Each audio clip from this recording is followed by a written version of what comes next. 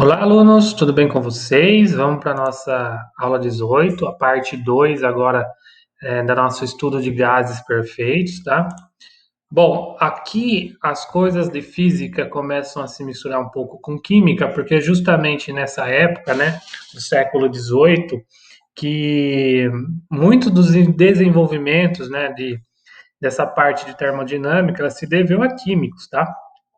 E aí, um dos conceitos chaves que a gente vai usar para descrever o gás, além da sua pressão, do volume, de temperatura, é o número de partículas. E aí tem uma grandeza muito usada em química, que é o mol, tá? Que eu vou denotar por N. E aí a gente vai considerar então, né, você já deve ter visto em química, que é a quantidade de matéria, é uma quantidade fixa de matéria, tá? O mol. Então, o mol ele vai ser definido então como a massa, né, do gás, no nosso caso é o gás, tá? Dividido pela sua massa molar, tá? Então, cada átomo tem uma massa, um peso molecular específico, tá? Então, se a gente dividir a massa pela massa molar, vamos ter o número de mols.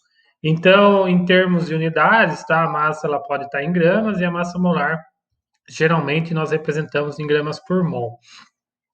E aí, para a gente contabilizar, então, o número de partículas, agora, cuidado aqui que eu vou chamar de N maiúsculo, o número de partículas do gás, tá? O número de átomos, por exemplo, eu vou multiplicar, então, o número de mols vezes uma constante, tá? E essa constante é justamente a constante de Avogadro, né? Em homenagem ao Amadeu Avogadro, italiano. E ele vai ter o valor, então, de 6,02 vezes 10 a 23, tá? E aí, nota, então, que o número de Avogadro, ele é um termo mais geral. Então, o número de mols é o número de entidades químicas, né? Que estão em uma determinada caixa, por exemplo. Então, por exemplo, esse daqui pode ser um mol de átomos, um mol de moléculas, tá?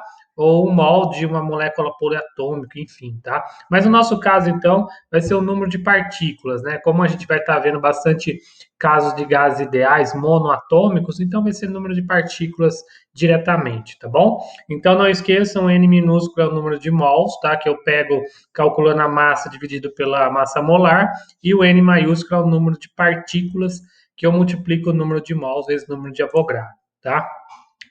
E aí nós temos o caso mais complexo, né, das transformações que um gás pode exprimir, que é a equação de Clapeyron. O Clapeyron, esse francês, né, ele escreveu a equação de estado do gás ideal, a sua forma mais geral. Como eu falei, então nós conseguimos escrever um gás pela sua pressão, pelo seu volume e pela sua temperatura. Mas essas grandezas também elas estão relacionadas com a quantidade de matéria.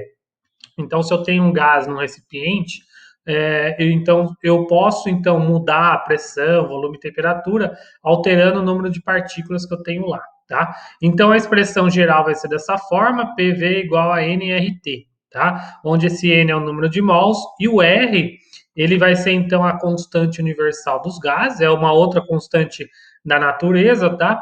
E ele vai aparecer de duas formas. E aqui vocês têm que tomar cuidado justamente com as unidades de medida. Ou ele vai aparecer como 0,082 atmosfera litro por mol por Kelvin, tá?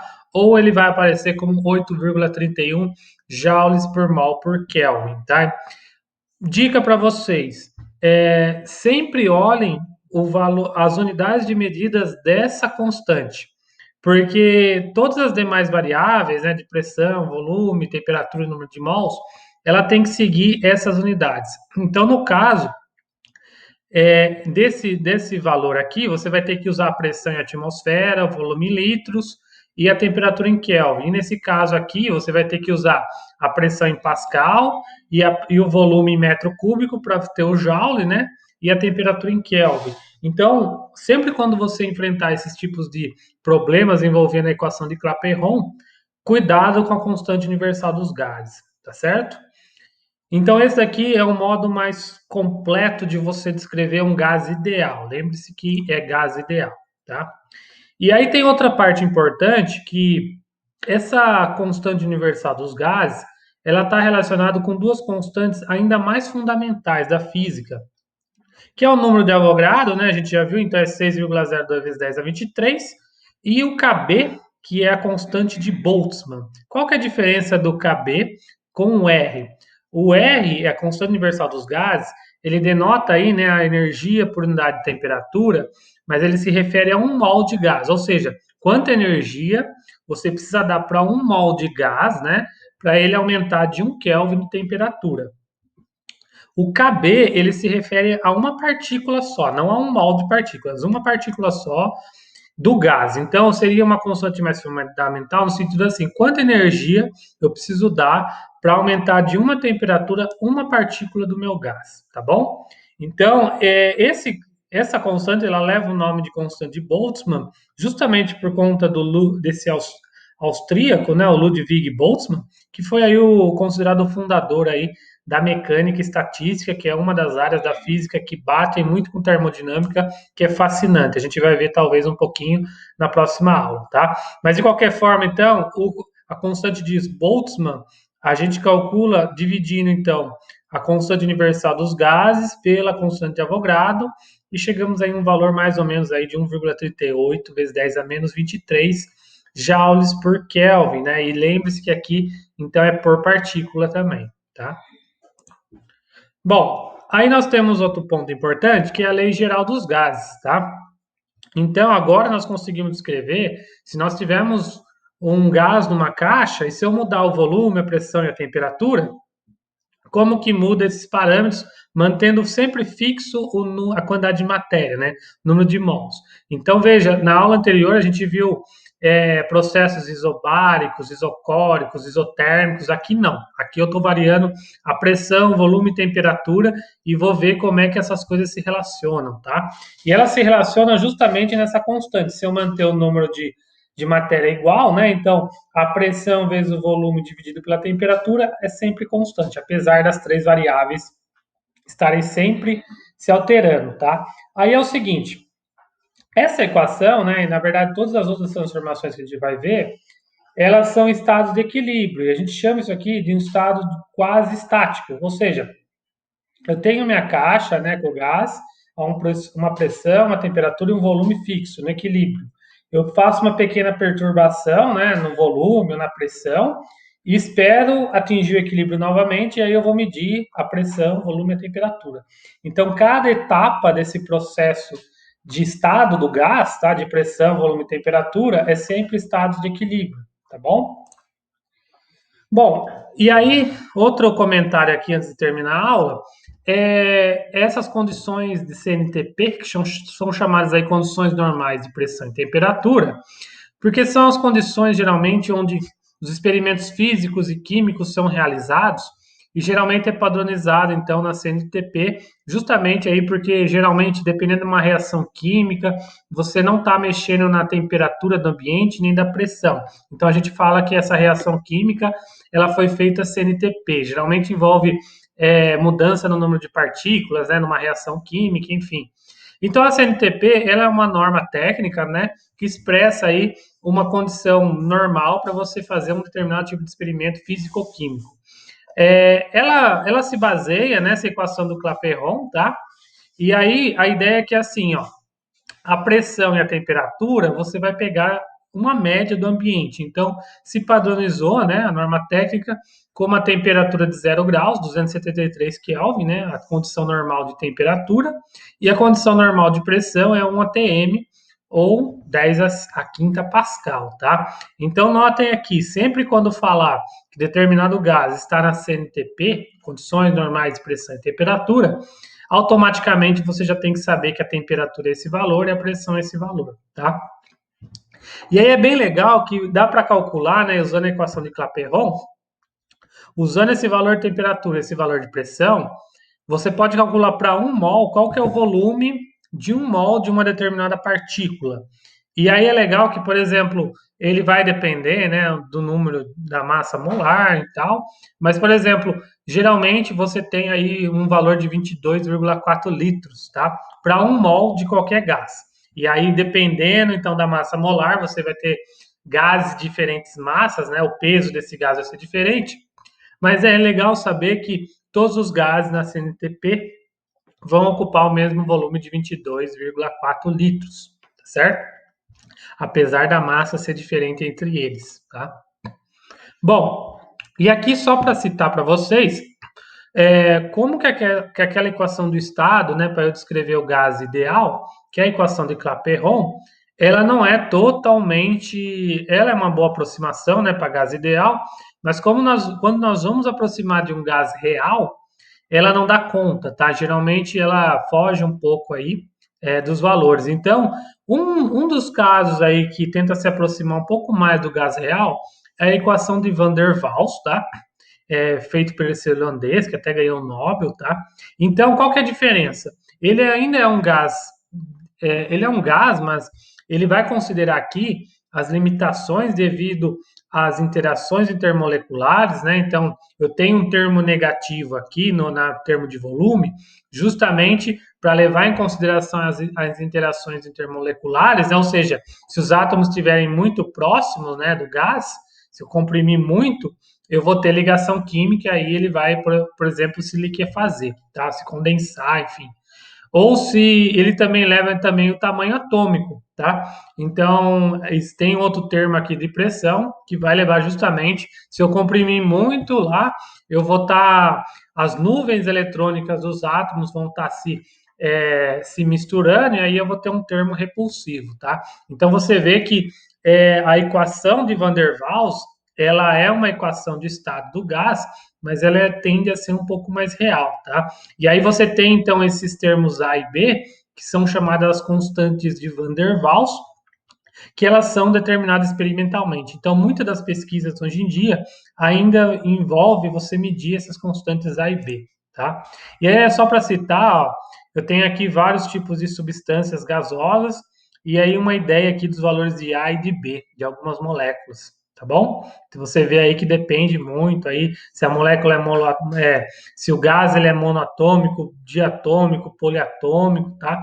Depende muito desses valores de A e B, tá bom? E aí, para terminar a aula, eu separei alguns exemplos, tá? Eu vou voltar aqui em cima. É, então, imagina, certa massa de um gás ideal ocupa um volume de 49,2 litros, né? Ele tem uma pressão de 3 atm, temperatura de 27 graus. Aí ele vai dar a constante universal dos gases. Primeiro, ele quer saber o número de mol do gás. Para saber o número de mols, então eu vou usar a equação de Clapeyron, tá? Eu tenho o valor da pressão, do volume e da temperatura. E aí, note, temperatura tem que ser sempre em Kelvin, né? Então, esse 27 graus eu estou transformando em Kelvin. E aí eu vou usar minhas variáveis em função das unidades de medida do R. Então, você vê aqui que está em ATM, litros por mol por Kelvin. Então, esse daqui é o valor da constante universal dos gases. Então, eu vou usar o volume em litros e a pressão em ATM. Fazendo as contas, então, eu tenho 6 mols, que é o número de mols do gás. Depois eu quero saber a massa do gás, e ele dá a massa molar, então eu vou usar a relação de massa molar com o mol, né? Então eu vou achar aí um valor de 168 gramas para esse gás. Esse é a massa do gás. E depois eu quero saber o volume molar do mol, do gás, né? Desculpa, nessas condições de pressão e temperatura. Então o que eu vou fazer? Eu vou dividir o volume do gás, né? 49,2, pelo número de mols para eu ter quanto volume cada mol está ocupando do gás, e eu vou chegar aí em um valor de 8,2 litros, tá? Note que eu falei, na CNTP, nas condições normais de pressão e temperatura, o volume é sempre 22,4, independente do gás. Mas aqui a gente não está na condição CNTP, então o volume molar fica 8,2, tá bom? Aí, outro exemplo, eu tenho um gás ideal, né? Ele tem uma pressão de 3 atm, um volume de 3 litros, numa temperatura de 27 graus. Primeiro, eu quero saber qual é a pressão que essa mesma massa de gás vai ter, né? Quando o volume for 3,5 e a temperatura de 177 graus Celsius. Então, primeiro eu vou determinar o número de mols, usando essas informações que ele deu, né? Então, a pressão, o volume, a temperatura em Kelvin e o valor da constante universal. Eu vou chegar no valor aí, aproximadamente 0,366 mols. Sabendo o número de mols, agora eu consigo calcular a pressão que esse gás ele vai ter quando tiver numa temperatura de 177 graus Celsius e um volume de 3,5.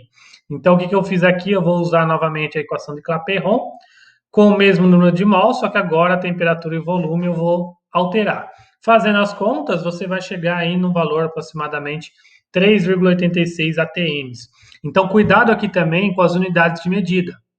Se eu estou calculando pressão, o valor da unidade final tem que ser um valor de pressão. E no caso, ele vai seguir justamente a constante universal dos gases, que vai aqui é um valor em ATM, então tem que estar em ATM, tá bom? E aí na letra B, eu quero saber o volume que esse gás ele vai ocupar quando a pressão for 2 atm e a temperatura for menos 23 graus Celsius. Então eu vou fazer de modo semelhante, vou usar o número de mols que eu calculei, a temperatura ela é negativa, né? Então eu vou subtrair 273 para ter o valor em Kelvin, e a pressão 2 atm. Fazendo as contas, então, vou chegar aproximadamente a 3,75 litros, tá bom? Então cuidado aí com as unidades de medida. E aí, mais um outro exemplo. Uma massa de gás ideal, ele tem 3 atm, ocupa 20 litros, numa temperatura de 27 graus Celsius. Eu quero saber o volume que o gás vai ocupar a 127 graus Celsius numa pressão de 6 atm. E aqui, de forma semelhante, primeiro, então, eu vou calcular o número de mols, com as informações que ele deu no início, vou achar 2,44 mols. Para achar, então, o volume, agora eu vou aplicar novamente a equação de Clapeyron, só que agora com o valor de alta temperatura e alta pressão. Fazendo isso, eu vou achar, então, 13,34 litros, tá bom? Então, note, se precisar, você pausa o vídeo e verifica os valores das variáveis que eu coloquei, tá bom? E aí, na letra B, eu vou querer saber a pressão quando o gás estiver a 27 graus Celsius e 40 litros. Faço novamente a equação de Clapeyron com o mesmo número de gás, né? Mesma quantidade de gás, o número de mols, e aí eu chego no valor de 1,50 atms, tá? E aí, se eu quiser saber ao contrário, a temperatura quando a pressão for 5 atm e 40 litros de volume. Novamente, então, vou usar a equação de Clapeyron novamente, o gás é sempre ideal, né? E vou encontrar aproximadamente 1000 kelvins, tá certo? E aí, por fim, eu tenho esse exemplo, um recipiente indilatável, então ele não vai mudar seu volume, ele tem 6 mols de um gás perfeito a temperatura de 227 graus Celsius, e aí eu tenho um manômetro, o manômetro é um medidor de pressão, tá? Ele está ligado ao recipiente e está medindo pressão. Eu quero saber o número de mols de gás que tem que sair do recipiente, né? Para que não acuse variação de pressão quando a temperatura for mais alta. Então, veja, pela equação de Clapeyron, quando eu aumento a temperatura do gás, eu aumento a pressão, tá? A gente vai ver na próxima aula por que isso acontece. Mas, então, aqui ele está tirando a matéria, né, mols do gás, para manter a pressão constante, mesmo com o aumento de temperatura. Qual que é a ideia aqui?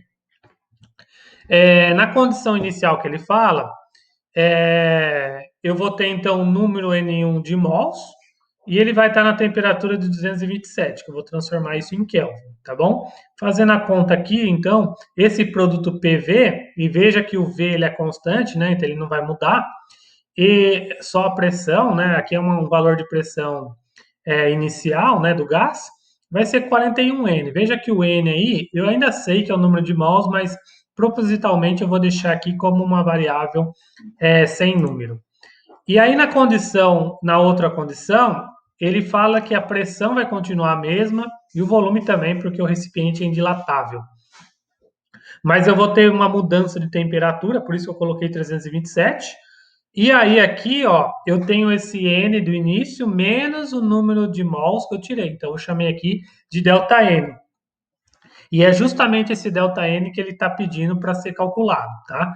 Fazendo as contas, então, eu vou chegar nessa expressão, 49,2 N menos ΔN, tá bom? E aí, qual que é a ideia, então? O produto pressão e volume, ele é constante nas duas condições, porque o volume ele não muda e a pressão justamente do manômetro não foi alterada. Então, eu vou igualar esses dois casos, tá? E vou descobrir qual que é o ΔN. Porque o Nzinho eu sei que vale 6 mols, tá? Então, colocando o número 6 no Nzinho, eu vou chegar aí que eu preciso tirar 1 mol do gás para manter a pressão constante, mesmo que a temperatura aumente, tá certo? E tudo isso a gente consegue calcular usando a equação de Clapeyron, tá bom? Pessoal, então é isso. Espero que tenham gostado, tá? E na próxima aula a gente vai estudar então a teoria cinética dos gases para finalizar essa parte de gases perfeitos. Obrigado e até a próxima.